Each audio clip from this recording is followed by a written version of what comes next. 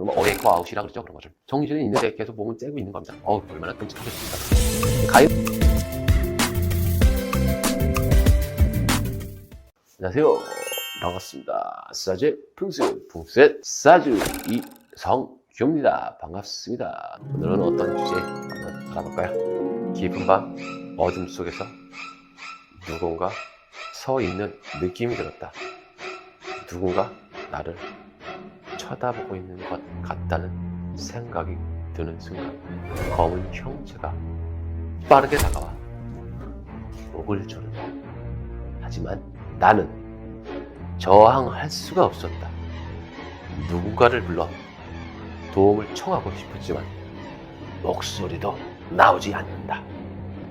머릿속에는 오만 가지 생각이 오가지만 손가락 하나 까딱할 수가 없었다. 귀신을 만난 것인가? 그것은 말로만 듣던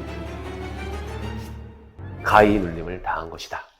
오늘은 바로 가위 눌림에 대해서 한번 알아보도록 하겠습니다. 많이 들어보셨을 겁니다. 가위 눌림. 가위 눌림에 한번 걸리게 되면 무게감을 다 누르는 무게감을 느끼고 밧줄로 온몸을 꽁꽁 묶어버린 것처럼 움직일 수가 없게 됩니다. 그것이 바로 가위 눌림이죠. 가위 눌림은 수면마비의 하나로서 수면 중 의식이 뚜렷하면서도 몸을 움직일 수 없는 상태를 말합니다.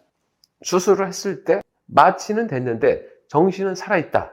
그런 영화로도 있죠. 그러면 어웨이크 아웃이라 그러죠. 그런 거를. 정신은 있는데 계속 몸은 째고 있는 겁니다. 얼마나 끔찍하겠습니까? 가위 눌림도 그런 것 같은 겁니다. 의식은 있는데 몸은 움직일 수 없다. 그것이 바로 가위 눌림이죠. 또 가위 눌림 자체는 렘 수면일 때 일어납니다. 우린 수면 종류가 렘 수면, 난렘 수면 두 가지가 있는데 수면 중에 80%를 차지하는 게 난렘 수면이고 렘 수면은 20%를 차지하게 됩니다. 그 20%의 렘 수면 동안 일어나는 것이 바로 가위 눌림입니다. 그때 가위 눌림이 발생하는 것입니다. 수면 시 꿈을 꾸잖아요. 꿈을 꿀 때는 뇌는 계속 움직이고 있지만 몸의 활동은 멈추게 합니다. 렘 수면 시에는 숨을 쉴 수 있는 이 호흡 근육과 깜빡이는 눈 근육을 빼고는 모든 신체 근육 자체를 마비가 되고 몸을 움직일 수 없는 상태가 됩니다. 그런데 그때 의식이 각성이 되는 것입니다. 그때 의식이 각성이 돼서 일으키는 것이 바로 가위 눌림이라고 하는 겁니다. 렘 수면 시에 이러고 잠을 자고 있는데 이럴 때 의식이 깨어 있는 겁니다. 몸을 움직일 수 없는 신체가 마비가 됩니다. 이게 몇 초에서 30분 이상 지속되는 경우도 있습니다. 몸을 억지로 움직이려 해도 안 움직이는 것입니다. 이때 공포감을 좀 강하게 느끼는 경우가 있습니다.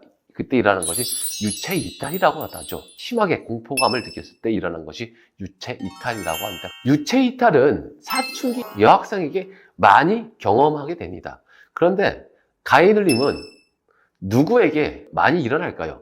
대체적으로 불규칙한 생활을 하시는 사람, 수면 부족, 과로, 스트레스가 원인이 됩니다.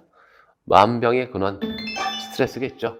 또한 운동을 평소에 전혀 안 하는 사람 중에 갑자기 운동을 열심히 한 사람이 있어요. 그것도 유산소 운동을 했을 때 가위 눌림이 발생하기도 합니다. 또한 여행을 가서 낯선 곳에서 잠을 자게 될 때 그런 곳에서 수면을 취하게 되면 가위 눌림을 느낄 수도 있습니다. 가위 눌림을 빨리 빠져나오게 되려면 손끝이나 이 발끝에 정신을 집중해서 강하게 움직이려고 노력하다 보면은 손끝이 움직여서 온몸을 움직일 수 있게 돼서 가위 눌림에서 빠져나올 수가 있습니다. 가위 눌림을 좀 방지하려고 하면은 자기 전에 마음을 좀 편안하게 하는 음악을 듣거나 책 같은 걸 읽게 되면 편안한 상태로 수면을 취하게 되면 아무래도 가위 눌림이 오진 않겠죠. 또 몸 안에 수면제라고 불리우는 셀로토닌이 생성물질이 많이 함유된 바나나, 파인애플, 키위 그런 것들을 드시게 돼도 숙면을 취하는 데 도움이 되니까 가위 눌림을 방지하는 데 도움이 되겠습니다. 수박이나 맥주 같은 거를 좀 드시게 되면은 이뇨작용으로 깊은 잠에 숙면을 취하는 데 방해가 되니까 수박이나 맥주는 조금 피하는 게 좋습니다. 또 체질적으로 가위 눌림을 걸리기 쉬운 사람이 있습니다. 그런 분들은 어떤 분들이냐? 잠을 잘 못 이루시는 분들 자체는 가해눌림을 잘 걸리게 됩니다. 잠이 들기 어려운 분들, 불면증이 있으신 분들 자체는 가해눌림이 많다고 보면 되겠습니다. 그런 분들 자체는 자기 전에 반신욕을 하신다든지 아니면은 깊은 명상을 하신다든지 아니면 뭐 많이 듣죠. 요즘 ASMR을 들으시게 되면은 하나의 도움이 되는 방법이 되겠습니다.